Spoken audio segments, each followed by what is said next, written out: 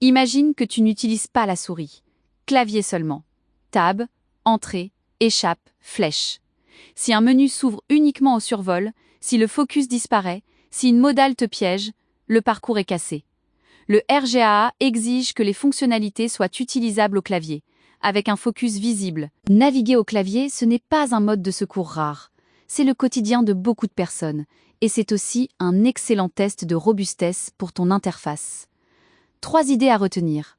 Atteindre les actions, voir où on est, et ne jamais rester prisonnier d'un composant. Le focus visible, critère 17. Quand tu tabs, tu dois voir quel élément est actif. Un contour net, un fond, un soulignement fort, peu importe la forme, tant qu'elle est claire. Supprimer le outline sans proposer d'équivalent, c'est rendre le parcours invisible. Sur cette maquette, l'élément contact porte le focus, tu sais où tu es. Voici le même lien, 2 traitements. À gauche, le focus est là en théorie, mais rien ne le montre. On tab, on est perdu. À droite, un contour de focus bien net indique l'élément actif. C'est le cœur du critère 17. Le focus doit se voir, pas seulement exister dans le code.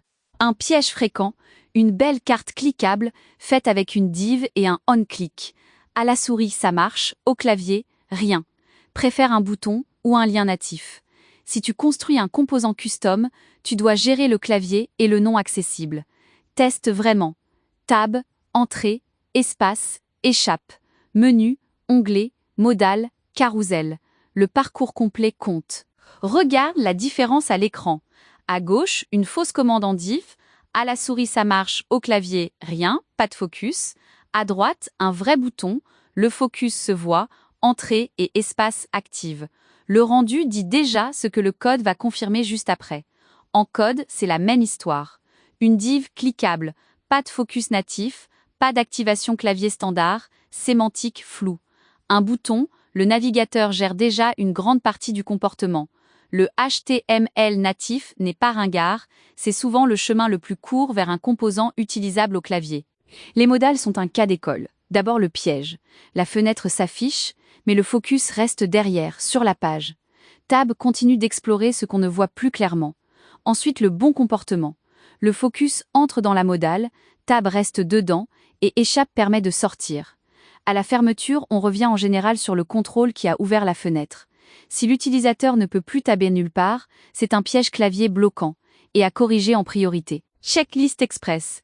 Tu tabs toute la page, tu atteins les contrôles utiles. Le focus reste visible. L'ordre suit à peu près la lecture visuelle. Aucun composant ne te captive sans sortie claire. Si tu fais ce test à chaque nouvelle interface, tu évites une tonne de retours d'audit. À retenir. Le clavier n'est pas un bonus. Focus visible, élément atteignable, pas de piège. Pars du HTML natif. Et si tu customises, assume le clavier. Prochain épisode. Le lecteur d'écran et le nom accessible.